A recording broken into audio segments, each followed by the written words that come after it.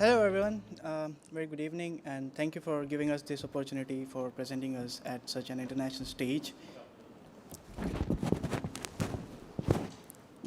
So, I am Nidhishan Dikshit, along with my teammates Roshan Jain and Sitara Karunakaran.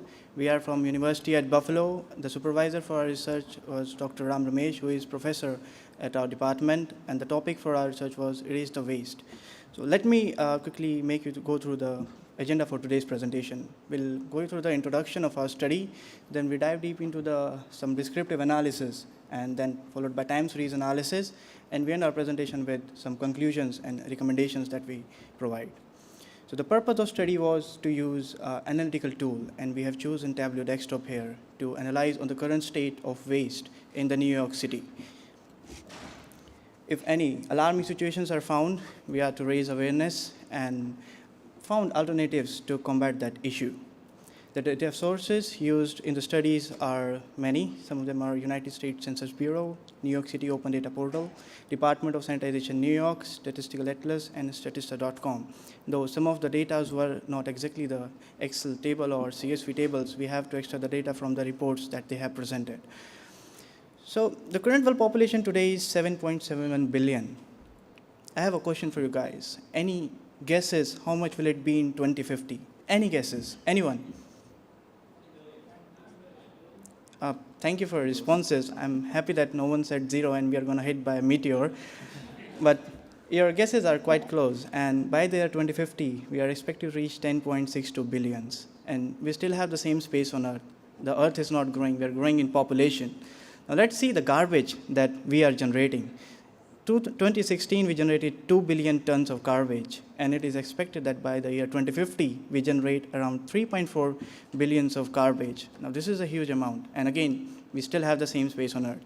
Now, let's quantify how much this garbage is that we are generating in today. So if we collect all the garbage from cities around the world and fill them in the trash trucks and line them up on a road, that lines up in a distance of 3,355 miles, and that is every day. Now, the distance is almost the distance from Miami to Seattle. So each day, we are piling up our trucks of garbage, which is equivalent to jamming from Miami to Seattle. And in 2050, we are doing it in double. So imagine managing this waste, and we are growing in numbers as well, but the Earth is not. So let's see which countries are generating the most waste around the world. Seen from the bar graph here, United States ranked #1, and it's generating almost 256 million tons of waste every year, followed by China and India.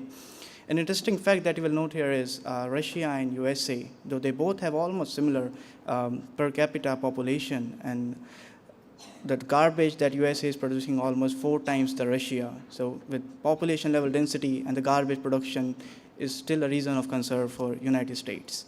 Now, since we know United States is generating more waste now, let's see which city ranks the #1 in United States. That's New York City. In 2018 was ranked #1 in United States. And a bad news, it was ranked #1 in the world as well. So there is a reason to concern here. Now, if I'm living in New York City, I'm generating almost 2.9 pounds of waste every day. And the area around me in mile square, we are generating 15.6. And the whole New York City is generating a whole lot of 12,200 metric tons of waste every day. Now, Sitara will make you through some Tableau visualizations, which will be some descriptive statistics. Yeah, this line graph show basically the New York City's distribution across its 5 boroughs. We can see that Brooklyn is the top most populated, followed by Queens and Manhattan. And Staten Island is the least populated amongst all. This population is expected to be on the rise in the upcoming years. So this tree graph basically shows the type of waste management facilities that are available in New York City and how many recycling facilities are available. So there are 3 types of waste management facilities. One is recycling facility, second one is a transfer station, and the third one is composting facilities. We can see that Brooklyn has the most number of recycling facilities and also transfer station. So if we hover over here, we can find the exact region of waste management facilities in Brooklyn, according to their zip code. One interesting fact here is that Brooklyn has one of the biggest recycling facilities in US, which can process around 800 tons of waste every day.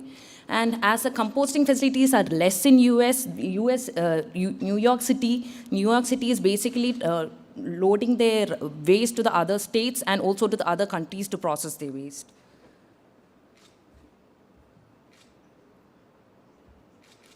So this is based on the type of waste in New York City, that is metal, glass, plastic, paper waste, organic waste, and refuse ton, and the amount that is collected on each year. The color yellow suggests lower collection of the waste, and towards red, it suggests the higher collection of the waste. You can see that New York City started collecting its organics waste from 2013 onwards. This dashboard is an interactive dashboard which gives more insight about the New York City's borough-wise waste collection. On my top left is the borough-wise waste collection, dark blue suggesting higher waste count, which is in Brooklyn and Queens, and light blue suggesting the lower waste count. On my right side is the New York population, and the New York City population is 43% on this particular year. Right below, we can see the total curbside waste collected on that particular year and the percentage of waste that each borough is contributing to that. So if we click on any borough, we'll get a borough-wise information. If you see here, in this particular year, you can see that New York City population was 30.83%, and the percentage of curbside waste was the highest in Brooklyn with 31.30%. On my down left, we can see the type of waste that particular borough is generating. We can see that refuse ton, which is on red color, is approximately more than 4 times the waste that of organic and recycle combined together. And an interesting fact is that in the time series analysis on my down right, we can see that from January to December, the waste collected, February alone shows a small dip in the type of waste collected. And on May and June, there is a rise in the waste collected on all the boroughs. This trend has been continuing for a few years. Now, Roshan will talk about the socio-demographic features.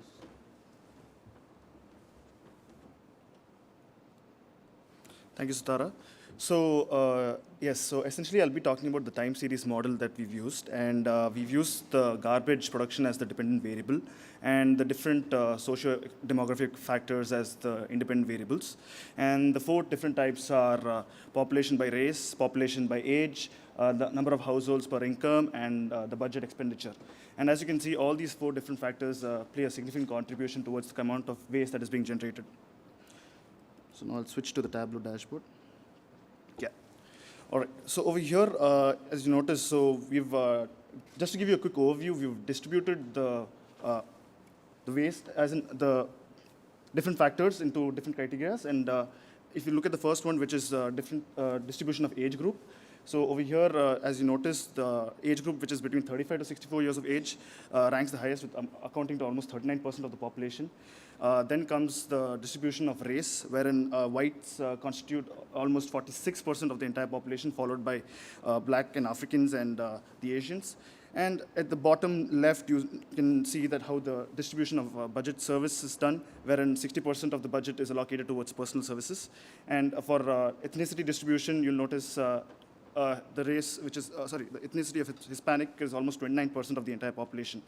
And again, followed by the total household economy, wherein the household economies which are earning greater than $75,000 constitute almost 40%.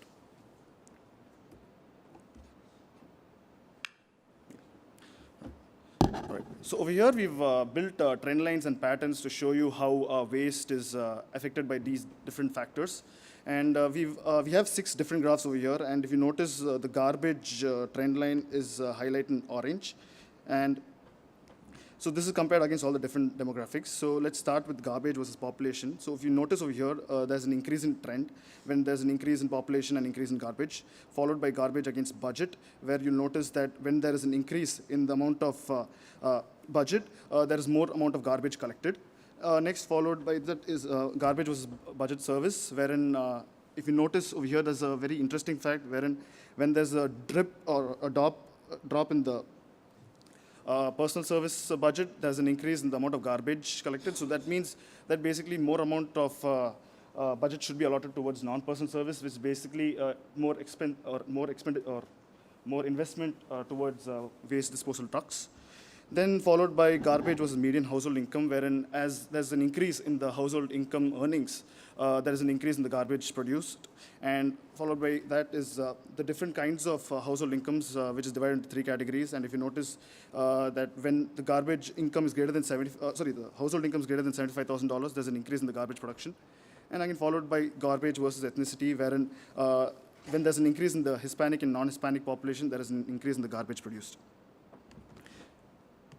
Now we've dived deeper and we've again segregated into 3 columns. And the first one is again garbage is the type of budgets, and there are essentially 3 types of budgets, which are awareness, control, and management budgets.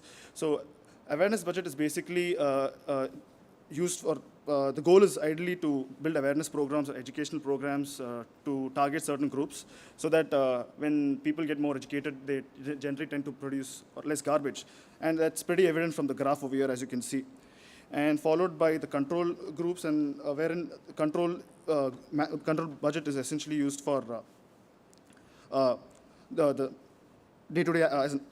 Yeah, all right. Yeah, as you can see, there's an increase in the control budget, and because of that, the garbage production is also increasing. So that's because the control group, basically, yeah, all right. And then followed by the management budget, wherein it's used to take into consideration all the day-to-day activities. And as there's an increase in the management budget, there's an increase in the garbage produced as well. And again, followed by the population or garbage production by race and garbage distribution by age. Again, you'll notice there's an increase in the population of these different groups. There's an increase in the amount of garbage that is being produced. And Nidishant will be taking over with the recommendations and conclusions. Thank you, Roshan. So let's quickly go through the New York City borough at a glance. We see that based on density, for every day, Manhattan is basically ranking top on production of recycles and refuse per mile square. Staten Island ranks #1 in production of recycled waste production by every person. So that's a good thing for Staten Island, actually. For per day production, Brooklyn ranks #1 in production of recycles and the total production of refuse ton. So these are the top rankings of different boroughs in New York City based on density, per person, and daily ranking. Now let's quickly come to the conclusion. Being said a lot, we see that increase in income level and increase in population size, be it based on race or age group, it leads to increase in consumption level around the city, which basically leads to more garbage production.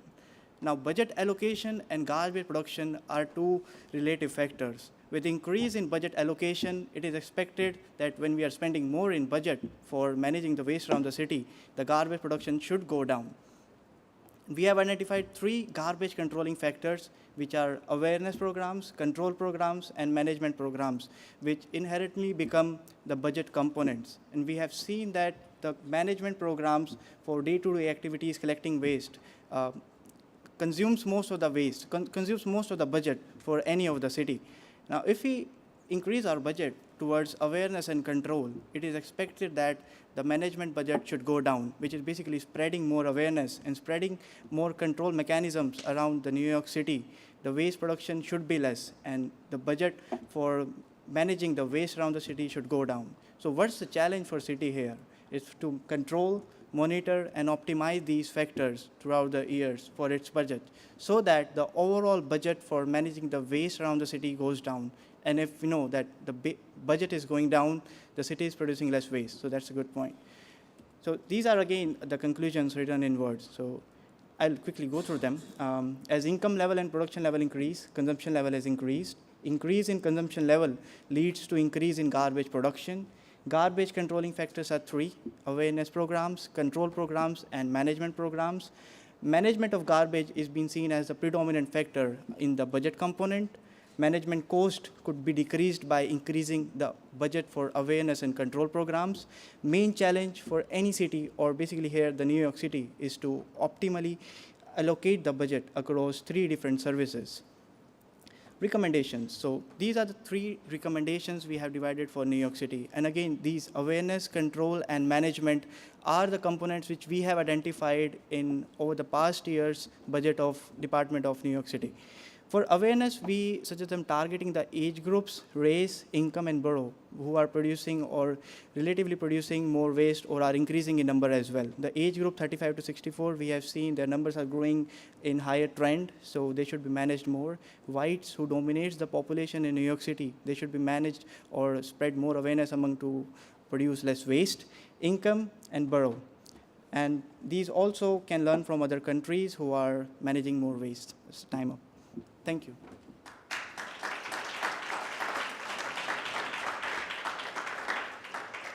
Question?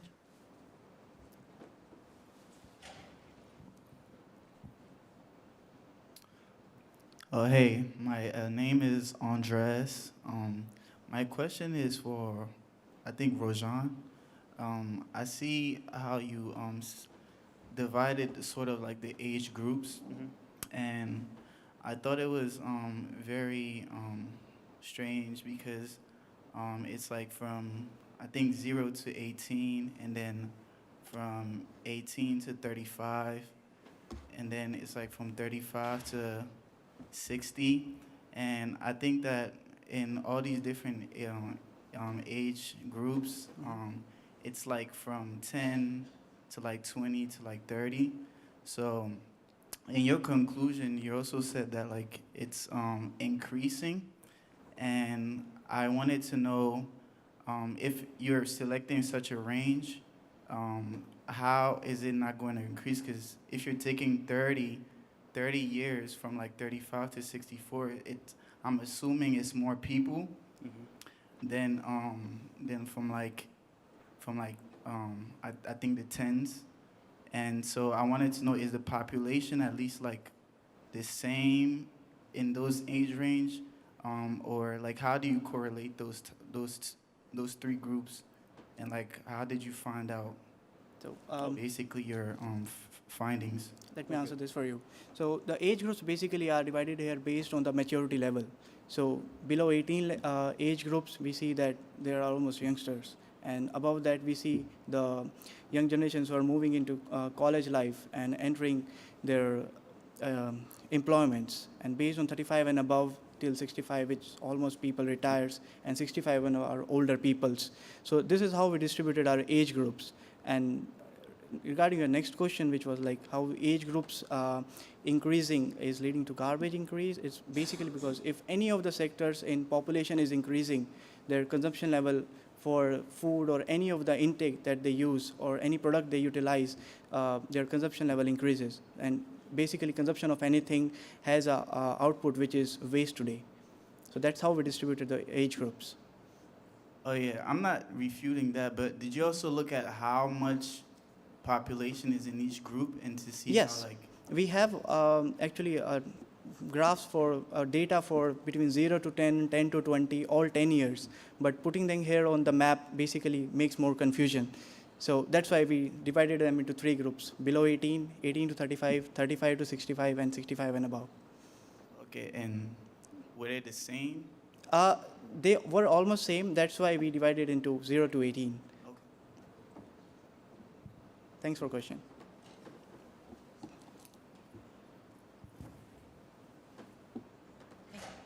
Thanks for your presentation. I have several questions, but I will just ask maybe a couple this time. You mentioned that garbage production and education level has direct relationship. At the same time, income and the garbage production has direct relationship. And we learned that income and education has also direct relationship. So how do you explain income and, there's discrepancy. They're going different way. Also, when you say income has direct relationship with the garbage production, have you looked at household size? So coming back to that graph, so the household size, this is the number of households actually, and household size has been almost same over the past 10 years in New York City. It's almost raised from 2.4 to 2.5. So there's not much difference in the household size in the New York City. They have been dividing into households. The households are increasing, but the average household is still the same. The income, household size per income, not necessarily higher income earners produce more more garbage, but there is actually more number of family members in that higher income family. So it may not be directly related to income, but it may be more members. Also, the USA is being the biggest, the largest garbage production country. So population, you said, when population increases, the garbage production increases as well. If you look at China, there's 1.35 billion population there, but their garbage production is not as heavy as USA. So you factor race into this equation. On my mind, it may be more of a cultural issue than racial issue. So does race have to be part of this model? So to clear one point, we are not showing any direct relationship between either economy versus garbage. So we are showing upward trends in the increase of income group or the income level, which is the median income level, and the races, the population divided by races. We are not saying that increase in a particular race is responsible for increase in the garbage. Since because the population is generating the waste, it is helpful to know that which race we are growing in number and to target the awareness programs towards them. And that's what our conclusion ended with, to target whites in there because they are more dominant in the in the New York City. So if we target our awareness programs towards some race or towards some methodology which worked in India for Asians or in Asian countries for Asian people might not work in here. So we have to think based on that as well. Thank you, but I need more data on that. I think getting more data is the difficult part. Thank you. Hi, can you go back to your conclusion slide for a second? Yep.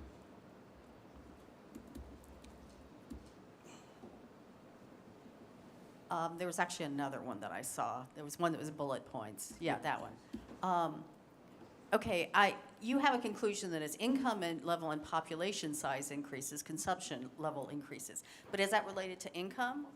Did you do any work here to try to get a per capita garbage production? Because I feel like I'm missing something here that, is it the income level increasing that leads to it? Or is it the population size increasing? Because it makes sense. If population is increasing, it makes sense you're going to have more garbage, okay? Even with a flat per capita.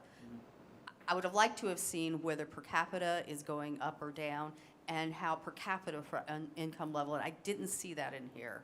That's basically because we do not have most of the data for most of the times. Again, I love saying Pareto principle here. Our 80% time was consumed for collecting the data. And out of that 80%, I would say we were successful in 20% and not even 20% because we're not able to get most of the data. And again, most of the data we have shown here is from the reports of Department of Sanitization, New York. They have not showed them in tables.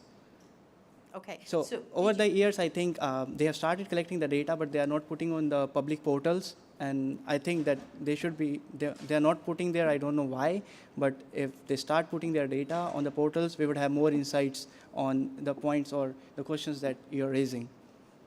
Okay, thank you. Thank you. We have time for just one more question, but you guys have missed a wonderful opportunity for a garbage in, garbage out joke. Hi, Bajwa again from UMUC. I happen to be from New York City for living 20 years from Staten Island, and I have traveled all the boroughs quite details. I used to teach in Manhattan too. I think one thing which is responsible for the garbage is the industrialization.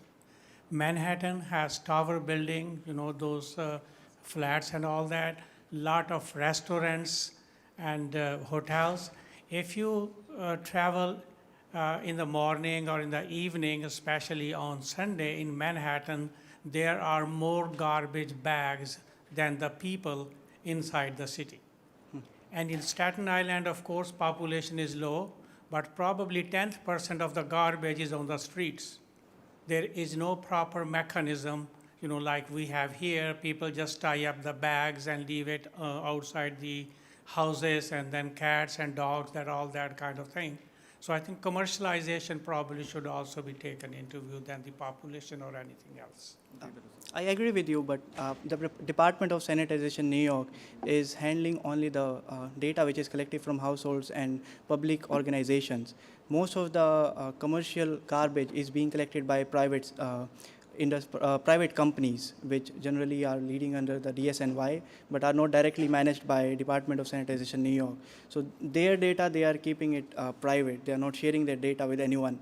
That's one challenge for us, because they are not sharing most of the data, like from which street they are collecting how much of data. They are just want to make money for collecting more data. They want more garbage so that they are in business, the private companies. And again, like based on the frequency, there's one interesting fact actually. The complete New York City, you should know that the garbage collected almost 3 times a week if you are living there. And the population density is different all over the New York City boroughs. And this is what we have one of the recommendations here for optimal routing or collection of vehicles and reconsidering the frequency of collection from these different boroughs. And one more interesting fact, we couldn't put it here, was the Buffalo City and the New York City. Most of the areas in near Staten Island, and I guess is almost having the population density equivalent to Buffalo. Buffalo collects its garbage only once a week, while Staten Island is collected 3 times a week. So that's again a wastage of fuel as well, again more CO2 levels, and that's how they might be managing more waste around the streets. Sorry?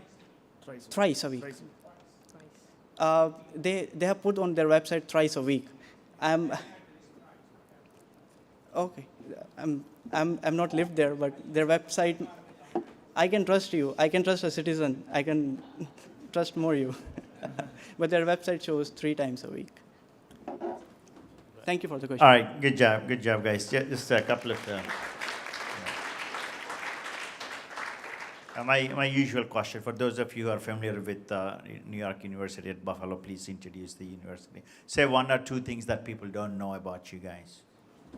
So the University at Buffalo has a really rich history. So it started in 1848, and they've been growing since. And one interesting fact about UB is the sustainability index that they have, as in last year, apparently, this campus dining shop of UB, which essentially handles the catering services, so all the organics that were produced in refuse, so all of those organics were decomposed as in through all these organic composting pits. And one more thing was the amount of books that are being produced. So UB actually, we had a program wherein UB went to a landfill, and we were able to approximately collect around 2.6 tons of waste from the landfills in the Buffalo vicinity. The facts I was asking, you don't have to relate that to garbage and Yeah, sure. I was just more thinking any generic facts about the university. UB is one of the biggest public research institutions, and it is one of the top 40 public institutions in US. Is it also the largest? It's largest Sunny institution. Garbage producer. In No garbage. It's just Good job. normal thing. Just that's a lighter way. Joking. All right. Good job, guys.